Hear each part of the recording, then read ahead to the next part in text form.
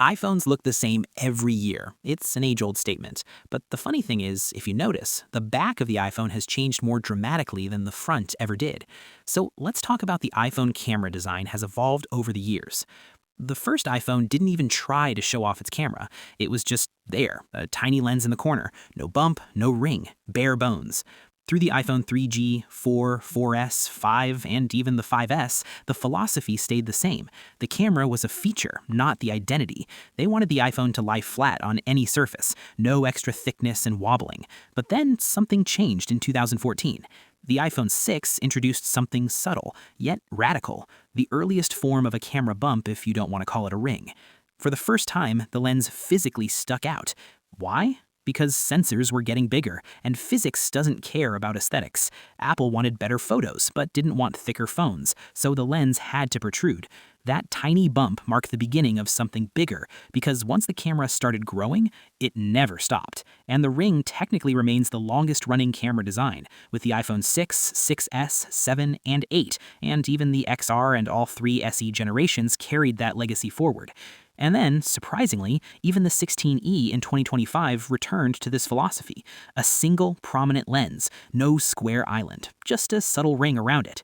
So it's pretty clear that this style was the one Apple will most probably use in budget phones even in future, because they have this internal hierarchy that one lens means budget, 2 means regular base, and 3 means pro.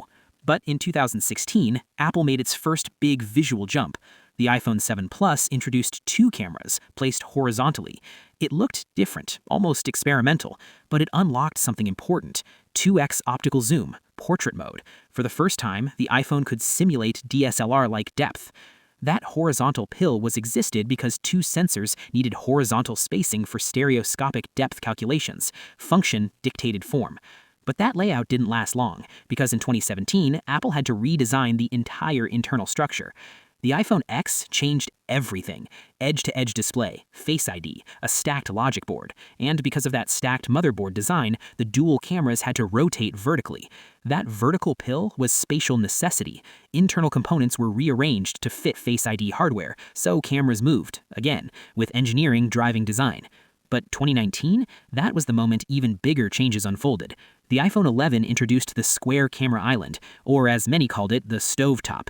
2 cameras inside a rounded square module. Why the square? Because now the flash and ultra-wide lens needed more surface area. A simple pill couldn't hold everything cleanly. This design created a camera island, separating the camera visually from the back glass, and that island became the new language. But the Pro models, they went even further. 3 lenses, arranged in a triangle. And no, this is not Apple trying to rebrand itself as a coconut, but how triangular placement minimizes distance between lenses while maximizing internal stability. It allowed wide, ultra-wide, telephoto, and LiDAR all in one module. And more importantly, it screamed Pro. From the 11 Pro all the way to the 16 Pro series, this became the high-end identity. Even when sensors grew bigger, even when bumps grew thicker, Apple kept the triangular symmetry because it had become iconic. But something interesting happened with the base models. They split away, in a totally different way. The iPhone 13 rotated the dual cameras diagonally.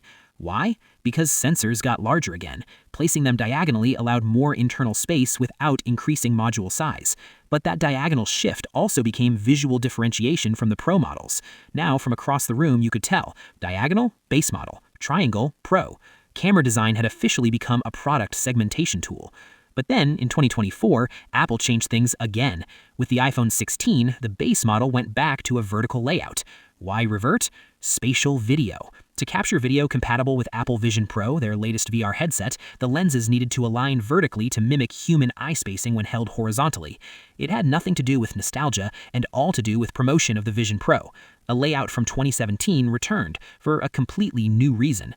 And just when we thought the square island was permanent, Apple flattened it. In 2025, with the 17 Pro and Air, Apple introduced the camera plateau, a full-width horizontal bar across the back. Not just a bump, a statement. Why the dramatic shift after years of square islands? 2 reasons. First, larger 48-megapixel sensors across all lenses. Second, internal reorganization for battery and thermal improvements. Spreading the camera across the width reduced corner thickness concentration. It also visually unified the Pro and Air models, signaling premium tier instantly. And the Air? ultra thin, so thin that without the plateau, the camera hardware simply wouldn't fit. The plateau is again a design evolution, but also a structural compromise meeting branding strategy. If you enjoyed breaking down how Apple's camera design evolved, you'll probably love the deeper story behind one of Apple's most confusing decisions. Tap the video on your screen right now, Why Apple Discontinued the iPhone Mini. It connects directly to everything we talked about today. And if you appreciate thoughtful tech breakdowns like this, drop a like and subscribe, because next time you see a camera bump change, you'll know exactly why.